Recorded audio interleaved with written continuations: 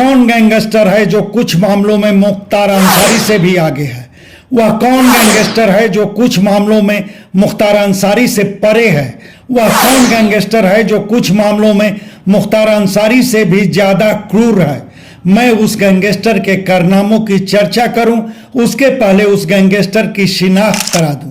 वह गैंगस्टर है राम नरेश राय, हाल मुकाम गाजीपुर शहर का मोहल्ला कपूरपुर मिश्र बाजार, मूल बाशिंदा गांव हाटा थाना मोहम्मदाबाद। राम नरेश राय मुख्तार अंसारी से किस मामले में आगे है, इस बात को ऐसे समझे। 27 अक्टूबर को पुलिस राम नरेश राय समेत उसकी बीवी प्रभा राय और बेटे रविशंकर राय उर्फ रवि के नाम के भूखंड जब्त की। गाजीपुर शहर में अलग अलग जगह के उन भूखंडों की कीमत पूरे 9 करोड़ रुपए आंकी गई। राम नरेश राय और उसके कुनबे के विरुद्ध वह पहली कार्रवाई थी, जबकि मुख्तार अंसारी के विरुद्ध इस तरह की पहली कार्रवाई में इतनी बड़ी रकम की संपत्ति जब्त नहीं हुई थी। और अब बात उन मामलों की जिसमें राम नरेश राय मुख्तार अंसारी से परे है। अव्वल तो राम नरेश राय बेटे संग अपने जीवन में पहली बार जेल प्रवास में है, जबकि मुख्तार अंसारी लगातार 18 सालों से जेल में है।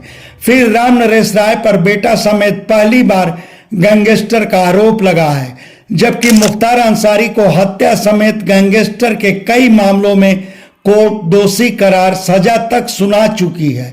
बल्कि इसी 27 अक्टूबर को Ghazipur MP MLA court Mukhtar Ansari को गैंगस्टर मामले में 10 साल कैद की सजा सुनाई। और रही बात क्रूरता की, तो मुख्तार अंसारी पर अपनों की हत्या का शायद कभी आरोप लगा हो, बल्कि मुख्तार अंसारी के अपने मुख्तार के बूते खूब फले फूले। उधर राम नरेश राय अपने संग रहने वालों को ही टपकवाया। आरोप तो यहां तक है कि राम नरेश राय अपने सगे साले सुहवल निवासी शंभुनाथ राय के बेटे सोनू राय का भी काम तमाम कर उसका शव गायब करवा दिया। फिर अपने बेटे रवि के गहरे दोस्त आदित्य सिंह धनजी की हत्या के बाद उसके शव को अपने ही भूखंड में दफनवा दिया। धनजी थाना बिरनो के बिरबलपुर गांव का रहने वाला था। उसके अलावा राम नरेश अपने बेटे के ही दोस्त धनंजय राय निवासी बेटा बरकला थाना जमनिया की हत्या करवाया। कभी प्रॉपर्टी के कारोबार में साझेदार रहे भरत राय के पिता राम प्रकाश राय की हत्या का भी राम नरेश पर आरोप है। राम प्रकाश राय मूलतः सुवल थाने के गरवा मकसूदपुर के रहने वाले थे और उनका छत बिछत शव प्रयागराज के हड़िया थाना क्षेत्र में रेल पटरी किनारे मिला था।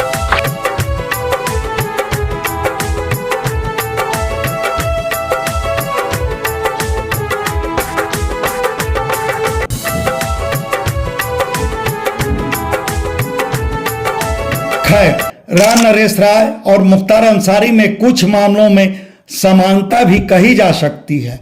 जहां मुख्तार अंसारी का आपराधिक कृत्य माननीय बनने के बाद भी जारी रहा, वहीं राम नरेश राय का भी आपराधिक कृत्य सरकारी वकील बनने के बाद भी जारी रहा।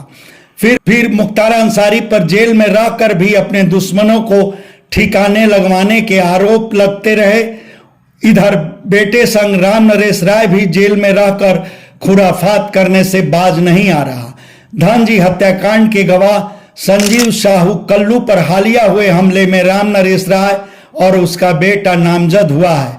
फिर मुख्तार अंसारी पर पुलिस से 60 गांठ के आरोप लगते रहे हैं। इधर गैंगस्टर राम नरेश राय के भी किसी वक्त में पुलिसकर्मियों संग दोस्ताना ताल्लुकात रहे। बेटा रवि राय अपने जन्मदिन का केक शहर कोतवाली में काटता था।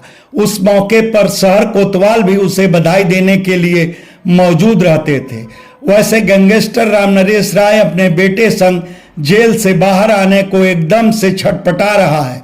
बल्कि धनजी की हत्या के मामले में राम नरेश राय को इसी 3 अक्टूबर को हाई कोर्ट से जमानत मिल भी चुकी है, मगर गैंगस्टर एक्ट में निरुद्ध होने के कारण उसका जेल से बाहर आना फिलहाल मुश्किल है। शायद राम नरेश राय का प्लान हो कि पहले वह खुद जेल से बाहर निकले, तब अपने लाडले बेटे को जेल से बाहर निकालने का कानूनी पेच भिड़ाए। कहा जाता है कि पाप का घड़ा एक ना एक दिन भर जाता है, तब पापी को अपने पाप की सजा भुगतनी ही पड़ती है।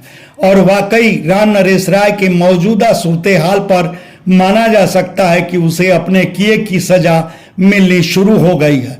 यहां तक कि गाजीपुर सिविल बार उसके कृत्यों की निंदा कर राम नरेश राय की सदस्यता भी खत्म कर चुका है। शायद गाजीपुर सिविल बार के इतिहास में यह ऐसा पहला मामला हो। खैर, सरकारी वकील के रहते दूसरों के खून में अपने हाथ सानने वाले गैंगस्टर राम नरेश राय के कृत्य पर आप क्या कहेंगे, यह हमारे कमेंट बॉक्स में जरूर बताएं। धन्यवाद। आपसे आग्रह है कि हमारे चैनल को लाइक करें, शेयर करें, सब्सक्राइब करें और फेसबुक यूजर हैं तो हमारे पेज को फॉलो करना ना भूलें।